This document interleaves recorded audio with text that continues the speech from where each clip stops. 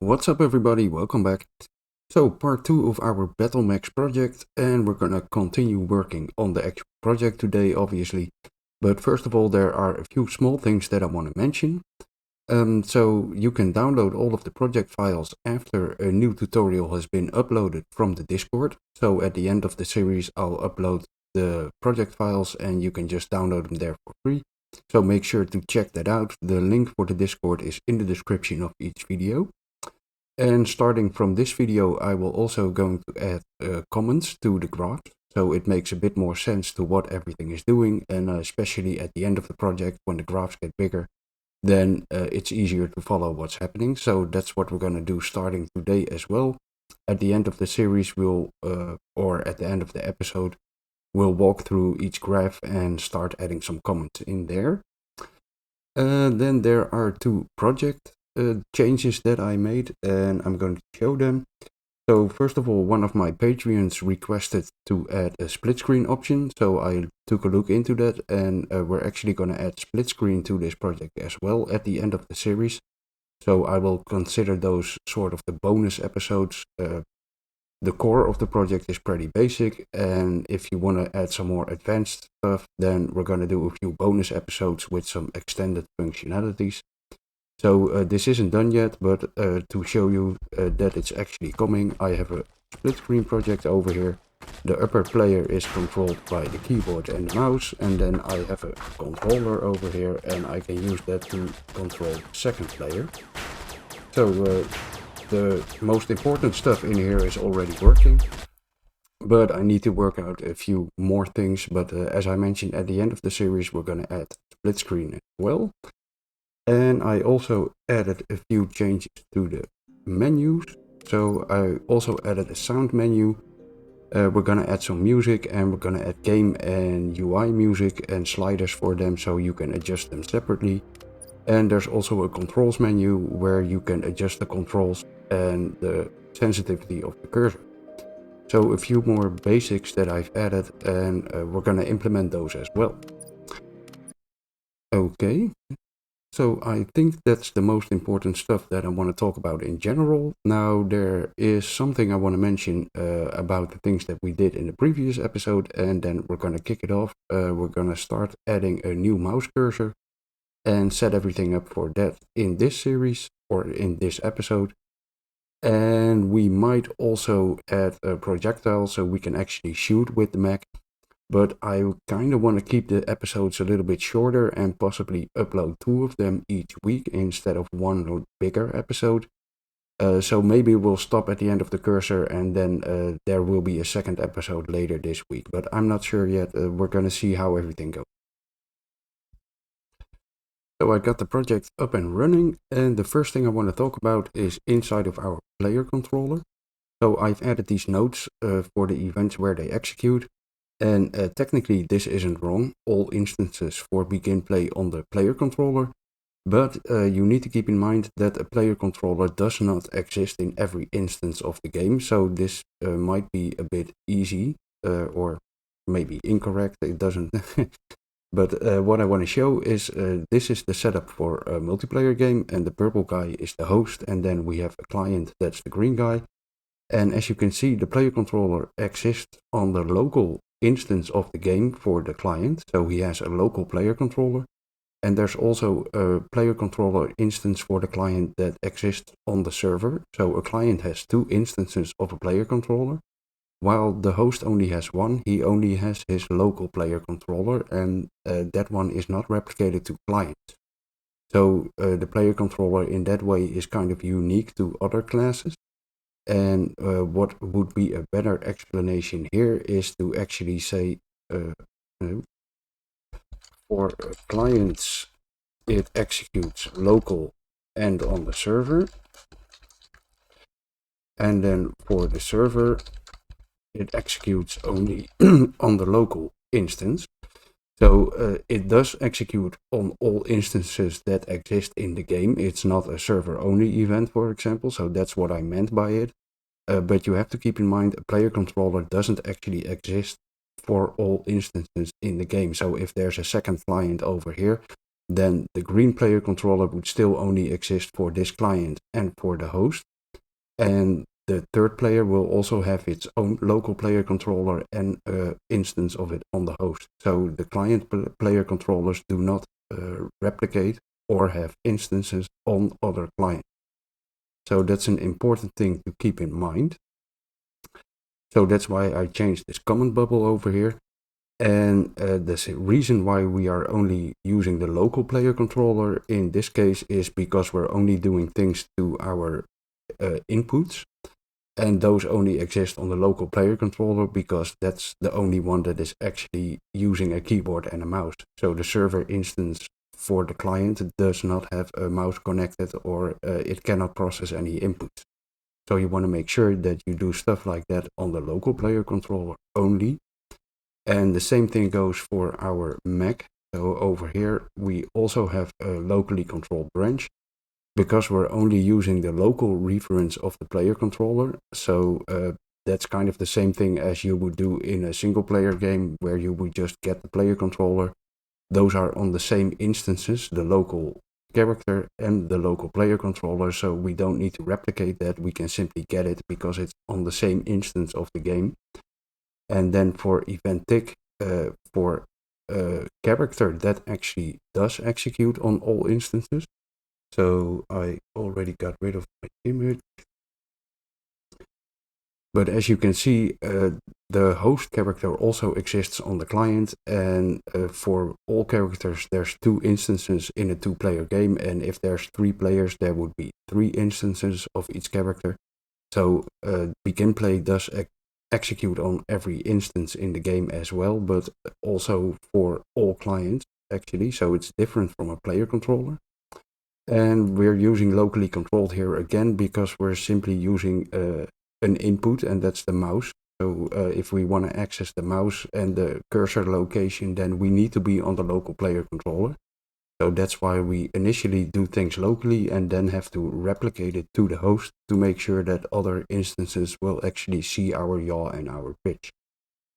So I just wanted to mention that briefly, so that might make a little bit more sense if you're not too familiar with multiplayer yet. Okay, so that was the introduction. Now let's dive into actually doing something. So I'm gonna turn off the camera so it's not blocking anything, and we're gonna keep going. So first of all, before we dive into the actual mouse cursor, I want to assign the level that we created. So as you see right now, if we open the editor, it doesn't have any level selected. It says untitled. So we can simply go to Edit, Project Settings. And in here, we want to go to the Maps and Modes section, and we want to change the editor startup map. So we're simply going to use our gameplay level for now. That's the one that I call basic level. And for the game default map, you probably want to set it as well. So that's if you actually package the project and fire it up, then it will automatically launch into the gameplay level. So that just makes things a little bit easier for us. Now let's just go into the level. Well, so we want to create a mouse cursor, and as I mentioned, we're also going to add split screen, and because we're having 2 players that both need a cursor, I needed to set it up a little bit differently than you would probably think. So we're not going to simply change the image of the mouse cursor, but we're going to use a widget for the mouse cursor, and we're going to control that with the mouse, and then later if we add split screen, we're also able to control it with the cursor. And we can easily set the sensitivity for it as well. So what do we want to do? We want to go to the UI folder, and we're going to create a new user interface widget blueprint. And we're simply going to select the user widget, and we're going to call this widget blueprint mouse cursor. And let's set it up first, and that's going to be really simple. So we're simply going to drag an image in here, and all we need to do is set the image. So we imported the crosshairs, and we're going to use the circle one. Nope, if I can spell it correctly. So circle to whole, you want to select this one, and then we're going to set the size to 32 by 32. And then you will want to go to the top right over here, and where it says fill screen, you're going to say desired on screen. So this will be our cursor. Then we want to select the image over here and turn it into a variable. And we could rename it to make sure it's a little bit something that makes a bit more sense. So image cursor. Then we want to quickly dive into the graph, and we're going to create a function where we can change the color of the cursor. So that way, if we can fire our gun, then it's going to be green. And if the gun is on cooldown or the turret isn't aimed at the right pitch yet, then we're going to turn the cursor red. So we're going to say create a new function over here and call it set cursor color. Cursor color. And we want to give this one input, and that's going to be can fire. So let's add an input in here. That's a boolean can fire. And we also want to put this boolean on our widget blueprint as a variable. So drag off here, promote to variable, and call it can fire. That's fine. Now let's disconnect it for now. We're also going to add a second boolean, and that will say override set color. So this will make sure on the first frame, if the boolean is already matching, then it would still set the color. And you will see what I mean by that in a few seconds. So first we're going to add a branch in here, and we're going to plug in our override. Then for the false pin, we're going to add a second branch, plug this one in here, and we're going to compare the condition of the input with the actual can fire boolean on our blueprint. So we're going to get an equal node and plug in our can fire in here. So that's our second condition. And if the condition is not matching, then we're going to change the color. So if it's already red, then we're not going to keep making it red for every time that we call this function. We're simply going to leave it as it is until the boolean actually changes, and then we're going to change the color. So after this comparison, we want to plug in our can fire boolean into the false pin. And we're actually going to update it with the setting that came from the input, so they match again. And then we're going to grab the true pin over here. And for this one, we're going to set the color override to false. So we only want to do this once, and then we want to follow our normal logic.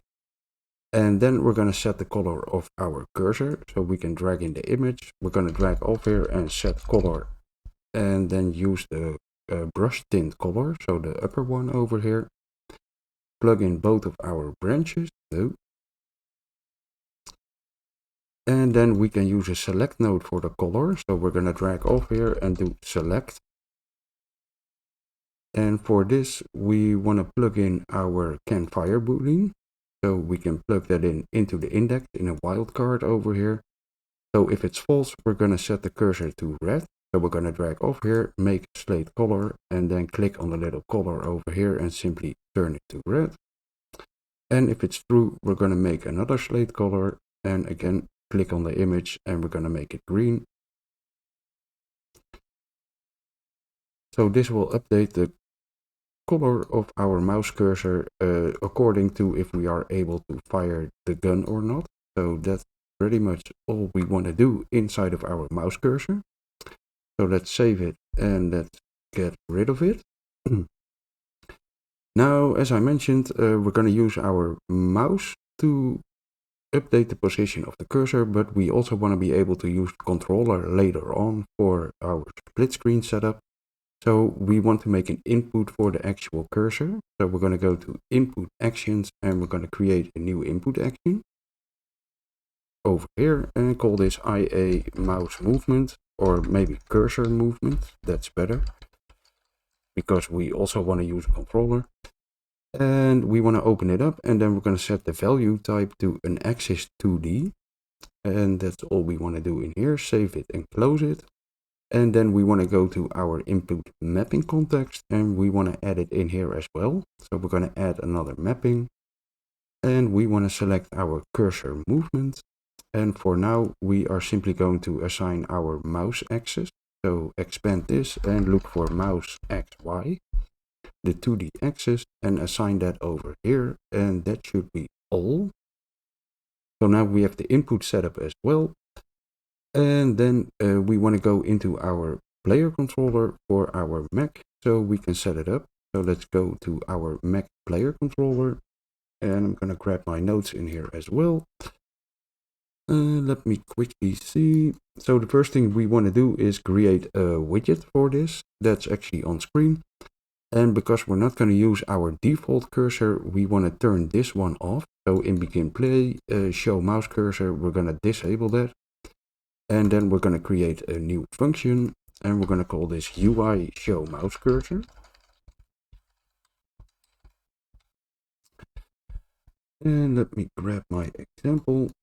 So we're simply going to create a widget in here as we would do with any widget. So let's right click in an empty spot, create a widget. And for the class, we're going to select our mouse cursor.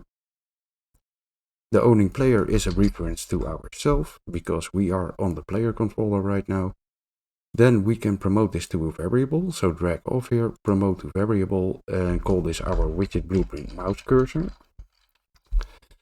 So because we assigned it first in the class over here, it automatically sets the correct class for our variable. So if you do it in reverse and actually create the variable first, then you want to make sure you assign the correct class in here. Otherwise, it will be simply a user widget and then we cannot access our set color function.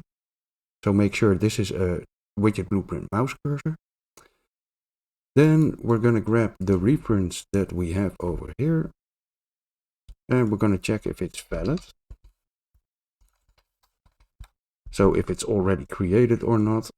And if it's not valid, we're going to create the widget. And if it's valid, then we want to add it to the viewport. And after we created it, we also want to add it to the viewport. So we're going to simply do add to viewport and hook up both of our branches in here. Like so. Then we want to set up a few things. So the first thing we want to do is set the size for the cursor in the viewport. So drag off the mouse cursor and do set desired size in viewport. And we're simply going to make it 32 by 32 units as we also set in the widget. Then we want to right click in an empty spot and get our viewport size. And we're going to divide it by 2 so we can actually spawn the cursor in the center of the screen. So simply drag off here, divide, and then enter 2 in both of the X and the Y field. And we want to promote this to a variable. So we're going to drag off, promote to variable, and we're going to call this our viewport cursor location. Hook it up over here. And then we're going to drag off the mouse cursor again, and we're going to set the position in viewport. Like so. Hook it up. And we want to plug in our variable in here into the actual position. So now it will spawn in the center of the screen.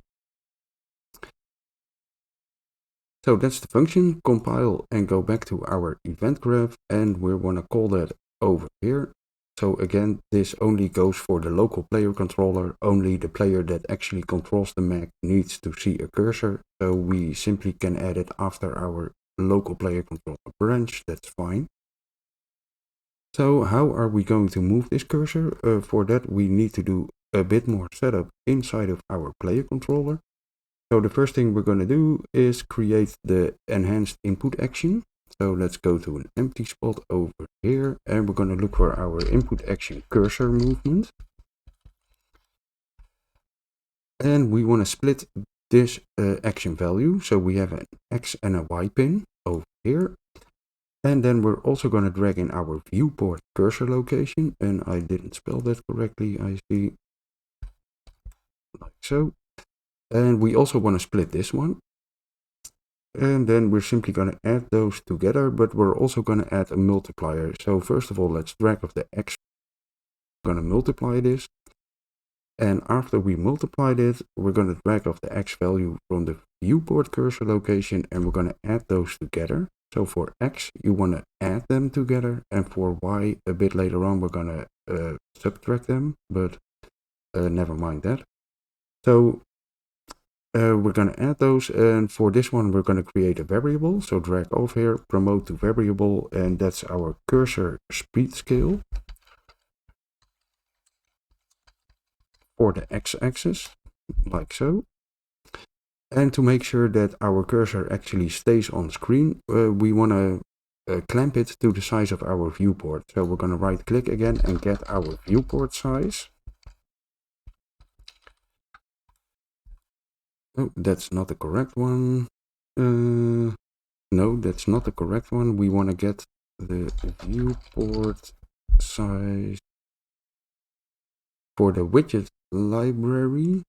Yes, this one with the vector to the output pin. So not the integers, but the vector one. So we can right click and split this struct pin. And what we want to do over here is subtract 32, because that's the size of the actual cursor image that we're using. So we want to make an adjustment for that as well. So drag of the X, subtract 32. Then we're going to drag off the outcome from this add node and we're going to clamp this float. So this will simply make sure it doesn't exceed any values that we set. So look for clamp float. Minimum is going to be 0, that's fine. And the maximum is going to be the viewport size divided, minus 32. So we can plug that into the maximum. And this will give the final result for our cursor location. Now we're going to do the same thing for the y-axis, but this time we want to subtract it to actually reverse the movement. So otherwise, if you move the mouse up, the cursor will go down. So let's do subtract over here. We're going to grab the action value by this. The outcome we're going to plug into the subtract node, and we're also going to add a scalar for the y-axis. So let's duplicate this one and call this cursor speed scale y and plug it in to the multiply node. And again, we want to clamp this. So in this case, we can copy the clamp and the minus node. And we're going to grab our y value, plug it in over here and plug the result into the value of the clamp. So again, this will make sure that we are not able to actually move the cursor out of our screen. Now, to make sure that everything is smooth and this doesn't actually rely on our frame rate, we're also going to add an interpolation node. So we're going to interp a vector 2D. So let's right click in an empty spot and look for interp 2. And then over here we have a vector interp 2D to constant. So you want to grab this one, the constant. Then for the current pin, we're going to split the struct pin, and for the target pin, we're going to split it as well. The current value is the viewport cursor location, so we're going to plug in the X and Y over here. And then for the target, we have the X and the Y as the outcomes from our clamps. Delta time we can drag off and get the world delta seconds, plug it in over here. And for the interp speed, you probably want to keep this pretty high, so I'm going to set it to 2500. You can play around with it a little bit, but if you set it too low, it will be very weird. And the outcome of this is going to be our new viewport cursor location. So we want to plug that in over here, and then we're going to hook this up to the triggered node of our input action. Like so. So this is how we update the position of our cursor, and now we actually need to set the correct position. So we're going to do that in event tick. So let's right click, go to event tick.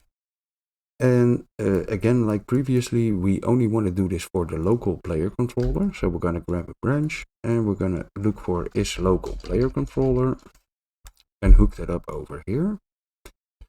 Then we want to grab our mouse cursor and we want to make sure it's valid. So we're going to grab a getter in here and then right click, and all the way at the bottom we can convert it to a validated get. So we can hook it up to our true pin, and then we simply have 2 pins, and if it's not valid we're not going to do anything. So this is mainly when we start a multiplayer or a split screen game and the client cursor isn't loaded yet, then it will fire a few frames where the cursor is not valid. So this will make sure we don't get any errors.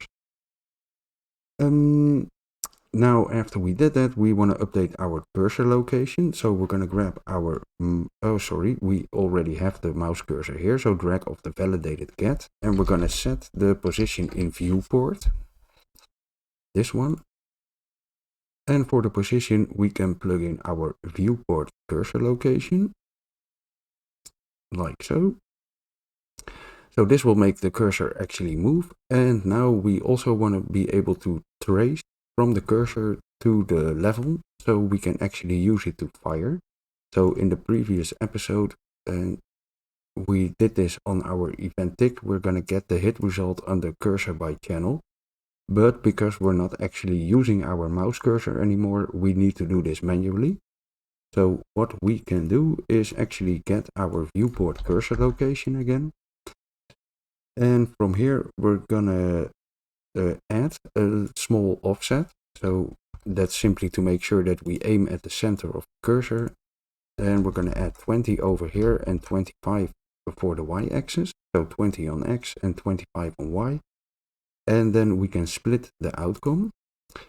Now you want to right click in an empty spot and look for convert the screen location to world space. So the upper one over here. And now we can plug in the x and the y values.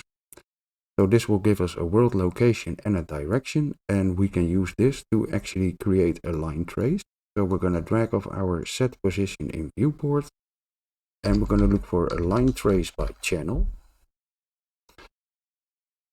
Now we can trace from the visibility channel, that's fine. The start of our trace is going to be the world location of the cursor.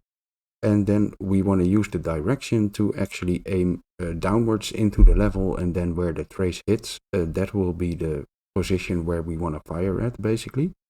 So we're going to grab our world, multiply this vector, right click on this pin and convert it to an integer.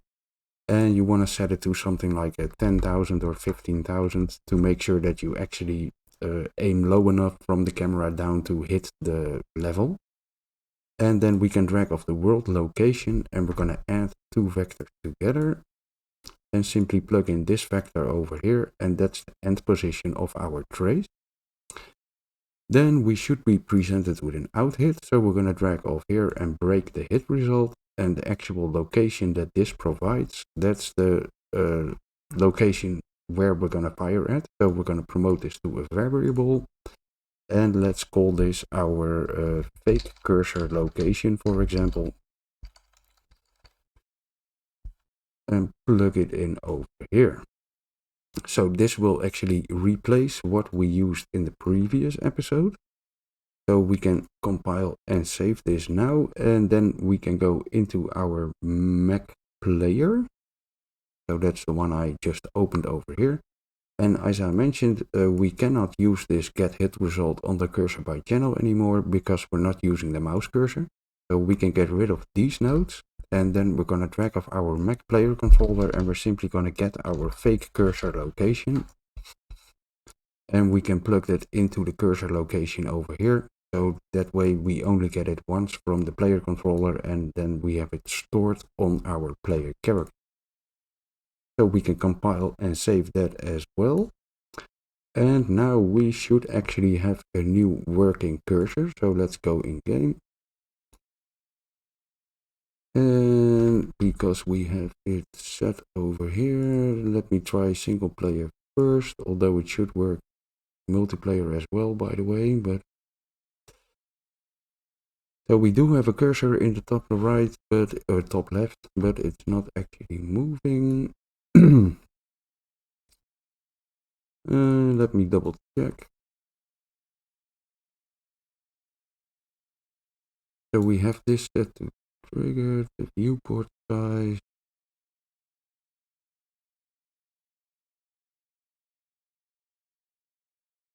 Oh, I know why. Because we didn't set any values for the speed scale, so it's multiplied by by 0, so it doesn't do anything. So for the speed scale, we want to set a default value of something like 15 probably, and later we're going to add a controls menu where we can actually adjust the sensitivity.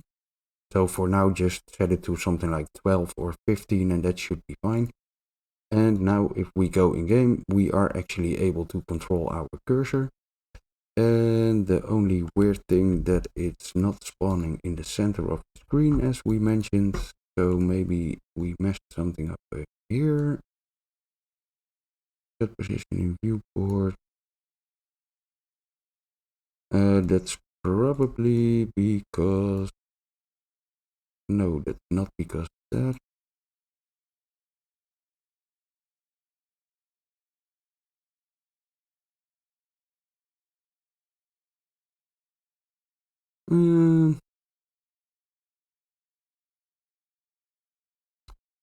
Okay, I'm gonna check out why that doesn't work and I'll be back in a sec.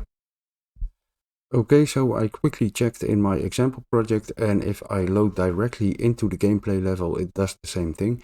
So later, if we add a main menu and we load properly into the level, then the cursor will actually spawn in the center of the screen. So right now, it spawns in the top left, but it doesn't really matter. It actually works as it should. Now there's one small thing I want to add, and that's inside of our player controller at the end of begin play. We're going to set the input mode for the controller to game only. So if you look for set game only, then you have set input mode game only, and we want to hook up our player controller as a reference to ourselves. So that way we are focused on the viewport if we hit play and we immediately control the cursor. So yeah, we have the custom cursor working, and it's still updating the yaw and the pitch of our Mac, so that's working as well. Okay, so as I mentioned, I think I'm gonna cut it off right here, mainly because we're already approaching the half-an-hour mark, and we also have all of the actual subjects nicely separated for each video. So in this video we simply do the mouse cursor, and then in the next video we're gonna do the projectile for the Mac. So that makes a little bit more sense as well. And as I mentioned, I will try to upload 2 series or 2 episodes every week. So although they are shorter, they in the end will still be the same amount of content that has been uploaded. So the only thing left to do is add some comments in our graph. So first of all, we have to begin play in our player controller. And well, this is pretty self-explanatory, but let's add them anyway. So first of all, we're gonna grab these 3 nodes over here, show mouse cursor, and set up the mapping context. So we're gonna hide the cursor, hide mouse cursor, and add input mappings. So that's what we're doing over here. And over here we set the focus to the game viewport and game mode only, and here we spawn the cursor. So to make things a little bit easier, let's just swap those around, because that doesn't really matter. So we're gonna hook them up like so, and then for the first one, we're gonna say create mouse cursor widget.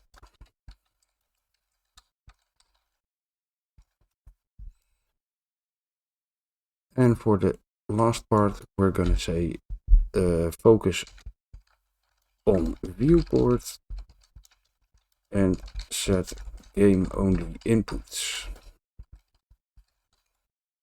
Okay. Well, close. Like so. And then we have our input for the cursor movement. So again, that's pretty self-explanatory. So let's just say input mouse or controller.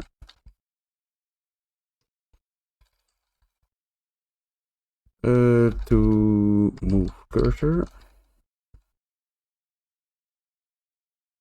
Oh, there we go.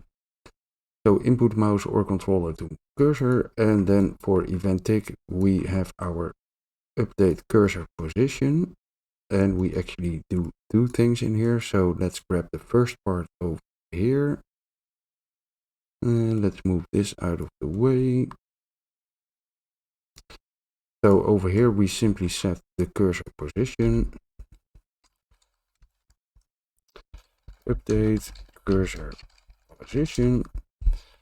And for the second part, we're tracing to the world from the cursor. So let's grab this part over here, add a comment, trace to world from mouse cursor. Or it's not the mouse cursor, so from cursor, like so. And we can actually quickly enable the draw debug type over here to for one frame, and then you can actually see what happens as well. So if we go in game, now you will see the red dot in the center of the mouse cursor. So that's where we're actually tracing to. So you can see that's working as well. So let's set it back to none. And by the way, this should also work in a 2-player game. So if we simply set it to 2-player and then hit play, then both of our players should have a mouse cursor. And if you hit hold shift and then press F1, then you can get your cursor control back to actually select the other window. So over here we have the server, and that seems to be working. And if I select my client window, that seems to be working as well. And although I rescaled the viewport, it's actually still updating the correct positions, so I'm not able to move it out of screen. Okay, so we have some comments in here, and now we want to go to our player Mac and also add a few comments in here. So for begin play, we're getting the reference to our player controller. So get player controller reference, and then we have event tick, and in here we actually update our turret yaw and our barrel pitch so we can replicate them to our animation blueprint. So let's grab this part, and well, let's just grab this last part over here, add a comment and say update turret yaw, nope, and barrel pitch to replicate to animation blueprint.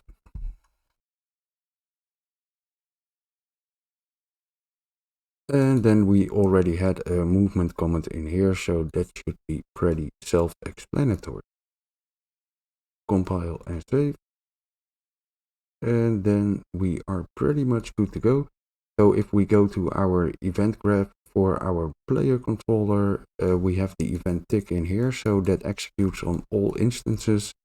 But as I mentioned, for a player controller, that's local and on the server for clients, and for the server only local. So we can copy this part over here and then go to our event tick and add the comment bubble and paste it in here. And then we have an input action event over here, and inputs always execute locally. So this will only execute on the local instance of our player controller. Okay. So I think we have everything commented as well, so we can compile and save it, and then we are pretty much done for today. So thanks for watching, I hope you enjoyed the video, and if you want to support me or the channel, then you can become a Patreon or you can buy me a coffee on my Ko-fi page. All of those links are in the description, and again, if you want to download the project files, you can go to the Discord and download everything for free. So there's no need to become a Patreon or give me some money, but if you want to, that will definitely help out me to make better and longer, or not longer, but better videos and spend more time working on my channel. So thanks for watching, talk to you later, bye bye.